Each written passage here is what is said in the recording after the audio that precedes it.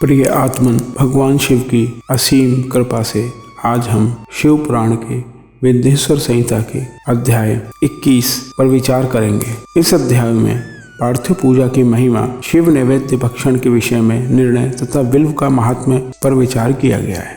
तदंतर ऋषियों के पूछने पर किस कामना की पूर्ति के लिए कितने पार्थिव लिंगों की पूजा करनी चाहिए, इस विषय का वर्णन करके सूत जी बोले, महर्षियों, पार्थिव लिंगों की पूजा कोटि कोटि यज्ञों का फल देने वाली है। कलयुग में लोगों के लिए शिवलिंग पूजन जैसा श्रेष्ठ दिखाई देता है, वैसा दूसरा कोई साधन नहीं है। यह समस्त शास्त्रों का निश्चित सिद्धांत है। शिवलिंग भोग और मोक्ष देने वाला है।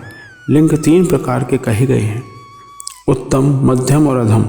जो 4 अंगुल ऊंचा और देखने में सुंदर हो तथा वेदी से युक्त हो, उस शिवलिंग को शास्त्र के महर्षियों ने उत्तम कहा है। उससे आधा मध्यम और उससे आधा अधम माना गया है।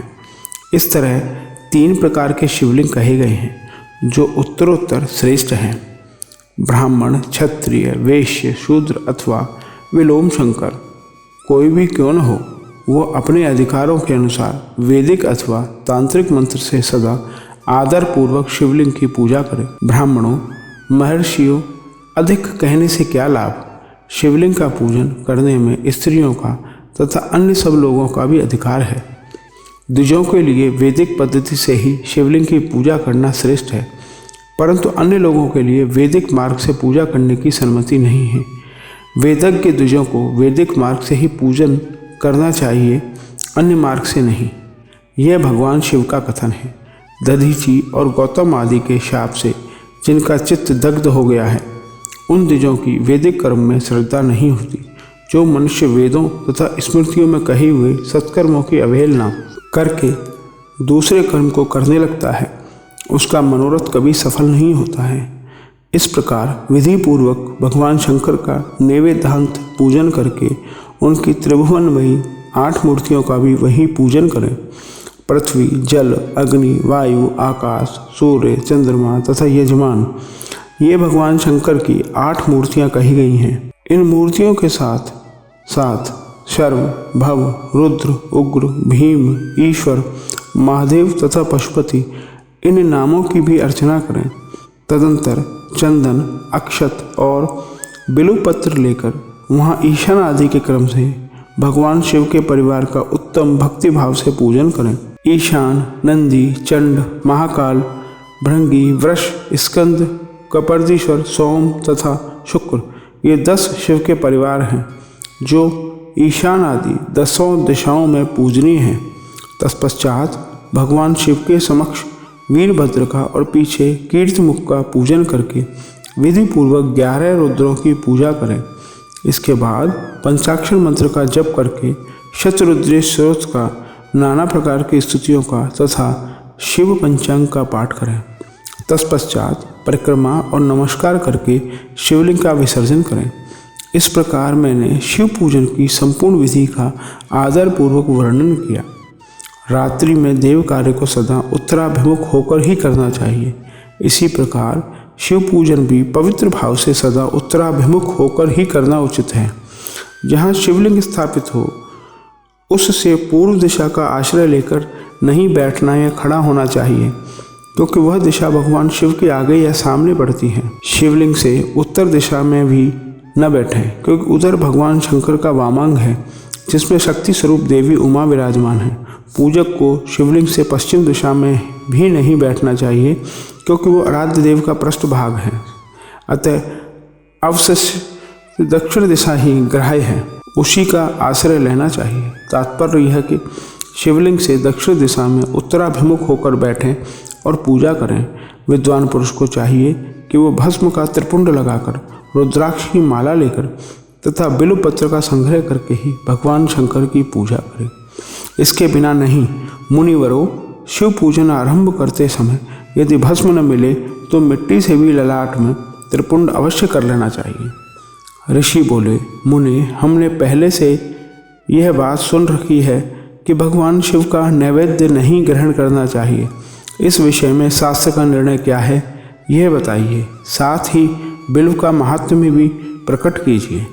सूत जी ने कहा, मुनियों, आप शिव संबंधी व्रत का पालन करने वाले हैं, अतः आप सबको शत शत धन्यवाद। मैं प्रसन्नतापूर्वक सब कुछ बताता हूँ, आप सावधान होकर सुने। जो भगवान शिव का भक्त है, बाहर भीतर से पवित्र और शुद्ध है, उत्तम व्रत का पालन करने वाला तथा दृढ़ निश्चय से युक्त है, वह शिव नैवेद्य का अवश्य भक्षण करे। भगवान शिव का नैवेद्य अग्राह्य है, इस भावना को मन से निकाल दें। शिव के नैवेद्य को देख लेने मात्र से भी सारे पाप दूर भाग जाते हैं। उसको खा लेने पर तो करोड़ों पुण्य कर अपने भीतर आ जाते हैं। आए हुए शिव नैवेद्य को सिर झुकाकर प्रसन्नता के साथ ग्रहण करें और प्रयत्न करके शिव स्मरण पूर्वक उसका भक्षण करें। आए हुए शिव नैवेद्य को जो यह कहकर कि मैं इसे दूसरे समय में ग्रहण करूंगा, लेने में विलंब कर देता है, वह मनुष्य निश्चय ही पाप से बंध जाता है। जिसने शिव की दीक्षा ली हो, उस शिव भक्त के लिए ये शिव नैवेद्य अवश्य भक्षणीय है, ऐसा कहा जाता है। शिव की दीक्षा से युक्त शिव भक्त पुरुष के लिए सभी शिवलिंगों का नैवेद्य शुभ एवं महाप्रसाद है, अतः वह उसका अवश्य भक्षण करे। परंतु जो अन्य देवताओं की दीक्षा से युक्त हैं और शिव भक्ति में भी मन को लगाए हुए हैं, उनके लिए शिव नैवेद्य भक्षण के विषय में क्या निर्णय है, इसे आप लोग प्रेम पूर्वक सुनें। ब्राह्मणों, जहाँ से शालिग्राम शिला की उत्पत्ति होती है, वहाँ के उत्पन्न लिंग में रसलिंग में, पाषाण, रजत तथा स्वर्ण से निर्मित लिंग में, देवताओं तथा सिद्धों द्वारा प्रतिष्ठित लिंग में, केसर निर्मित लिंग में, स्फटिक लिंग में, रत्न निर्मित लिंग में तथा समस्त ज्योतिर्लिंगों में विराजमान भगवान शिव के नैवेद्य का भक्षण चांद्रायण व्रत के समान पुण्यजनक है। ब्रह्महत्या करने वाला पुरुष भी यदि पवित्र होकर शिव निर्माल्य का भक्षण कर उसे धारण करे तो उसका सारा पाप शीघ्र ही नष्ट हो जाता है।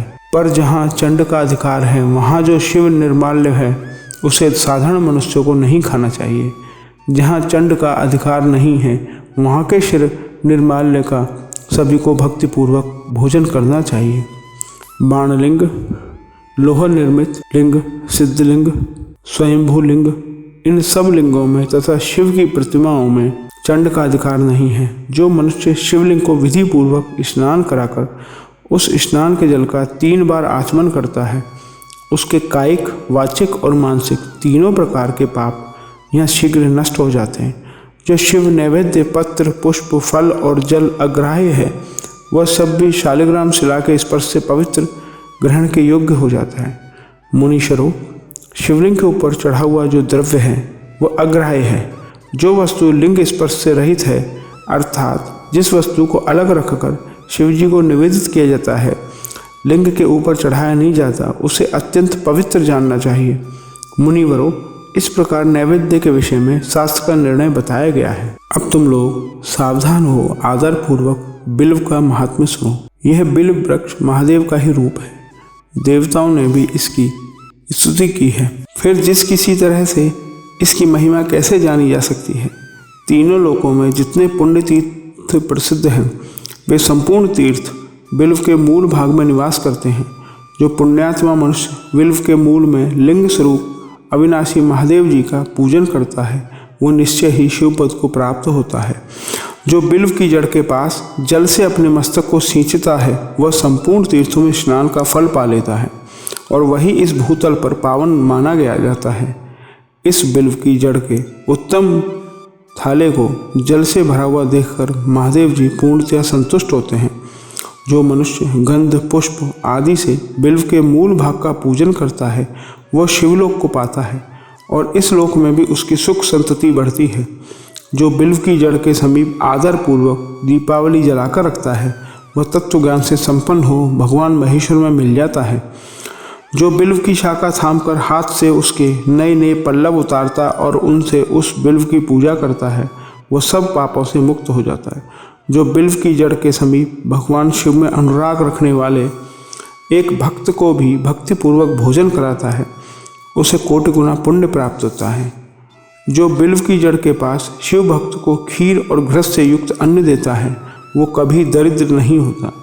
ब्राह्मणों, इस प्रकार मैंने सांगोपांग शिवलिंग पूजन का वर्णन किया। ये प्रवृत्ति मार्गी तथा निवृत्ति मार्गी पूजकों के भेद से दो प्रकार का होता है।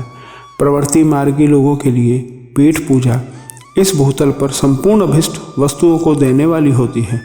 प्रवृत्त पुरुष सुपात्र गुरु आदि के द्वारा ही सारी पूजा संपन्न करें और अभिषेक के अंत में अग्नि के चावल से बना हुआ नैवेद्य निवेदन करें। पूजा के अंत में शिवलिंग को शुद्ध संपुट में विराजमान करके घर के भीतर कहीं अलग रख दें। निवृत्ति मार्गी उपासकों के लिए हाथ पर ही शिव पूजा का विधान है। उन्हें भिक्षा आदि से प्राप्त हुए अपने भोजन को ही नैवेद्य रूप में निवेदित कर देना चाहिए। निवृत्त पुरुषों के लिए सूक्ष्म लिंग ही श्रेष्ठ बताया जाता है। वे विभूति से पूजन करें और विभूति को ही नैवेद्य रूप से निवेदित भी करें। पूजा करके उस लिंग को सदा अपने मस्तक पर धारण करें।